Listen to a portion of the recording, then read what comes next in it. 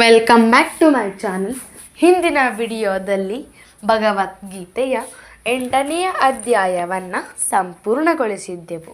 ಇವತ್ತಿನ ವಿಡಿಯೋದಲ್ಲಿ ಅಧ್ಯಾಯ 9ರಿಂದ ಶುರು ಮಾಡೋಣ. ಹಾಗೆ ಶ್ಲೋಕ ಅನುವಾದನ ಹೇಳೋಣ.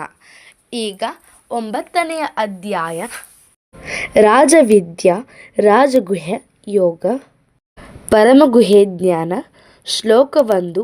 ಶ್ರೀ ಭಗವಾನ್ ಉವಾಚ ಇದಂ ತು ತೇ ಗುಹ್ಯತಮಂ ಪ್ರವಕ್ಷ್ಯಾಮಿ ನ ಸೂಯವೇ ಜ್ಞಾನಂ ವಿಜ್ಞಾನಂ ಸಹಿತಂ ಯಜ ಜ್ಞಾತ್ವಾ ಮೋಕ್ಷಸೆ ಶುಭಾತ್. ಈಗ 1ನೆಯ ಶ್ಲೋಕದ ಅನುವಾದ. ದೇವೋತ್ತಮ ಪರಮಪುರುಷನು ಹೀಗೆ ಹೇಳಿದನು: ಪ್ರಿಯ ಅರ್ಜುನನೇ, ನಿನಗೆ ನನ್ನ ವಿಷಯದಲ್ಲಿ ಎಂದೂ ಅಸೂಯೆ ಇಲ್ಲವಾದುದರಿಂದ ನಿನಗೆ ಈ ಗುಹ್ಯತಮ ಜ್ಞಾನವನ್ನು ಸಾಕ್ಷಾತ್ಕಾರವನ್ನು ತಿಳಿಸಿಕೊಡುತ್ತೇನೆ.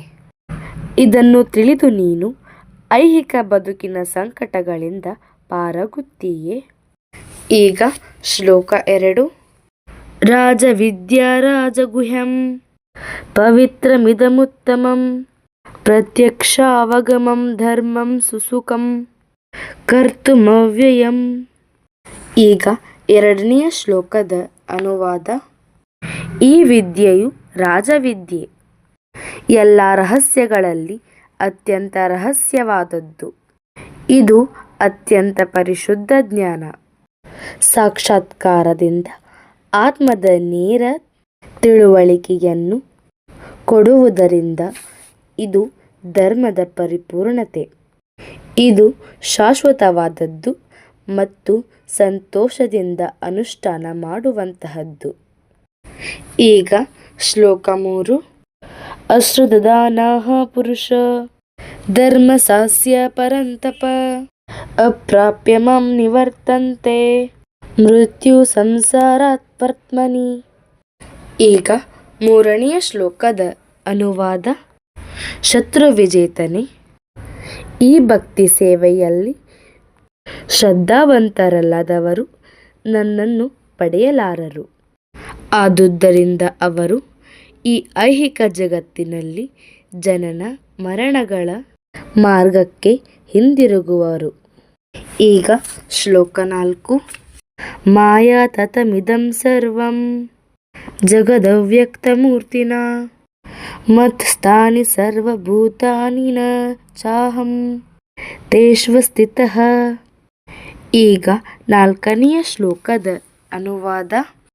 ಈ ಅವ್ಯಕ್ತ ಸ್ವರೂಪದಲ್ಲಿ ನಾನು ಇಡೀ ವಿಶ್ವವನ್ನು ವ್ಯಾಪಿಸಿದ್ದೇನೆ. ಎಲ್ಲ ಜೀವಿಗಳು ನನ್ನಲ್ಲಿದ್ದಾರೆ, ಆದರೆ ನಾನು ಅವರಲ್ಲಿಲ್ಲ. ಈಗ ಶ್ಲೋಕ 5. ನ ಚ ಮತ್ಸ್ಥಾನಿ ಭೂತಾನಿ ಪಶ್ಯ ಮೇ ಯೋಗಮೈಶ್ವರಂ ಭೂತಭೃನ್ನ ಚ ಭೂತಸ್ಥೋ ಮಮಾತ್ಮ ಭೂತಭಾವನಃ. ಈಗ 5ನೆಯ ಶ್ಲೋಕದ ಅನುವಾದ. ಆದರೂ ಸೃಷ್ಟಿಯಾದದ್ದೆಲ್ಲ ನನ್ನನ್ನೇ ಆಧರಿಸಿಲ್ಲ. ನನ್ನ ಯೋಗ ಸಮೃದ್ಧಿಯನ್ನು ನೋಡು.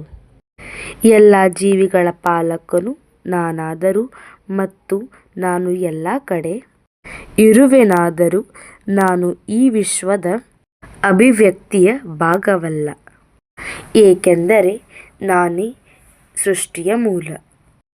ಮುಂದಿನ ವಿಡಿಯೋದಲ್ಲಿ ಮುಂದಿನ ಶ್ಲೋಕವನ್ನು ಹೇಳ್ತೇನೆ. ಈ ವಿಡಿಯೋ ನಿಮಗೆ ಇಷ್ಟ ಆದರೆ ಲೈಕ್ ಮಾಡಿ, ಶೇರ್ ಮಾಡಿ, ಸಬ್ಸ್ಕ್ರೈಬ್ ಆಗಿ. ಹರೇ ಕೃಷ್ಣ ಅಂತ ಕಮೆಂಟ್ ಮಾಡಿ. Bye bye. Thanks for watching.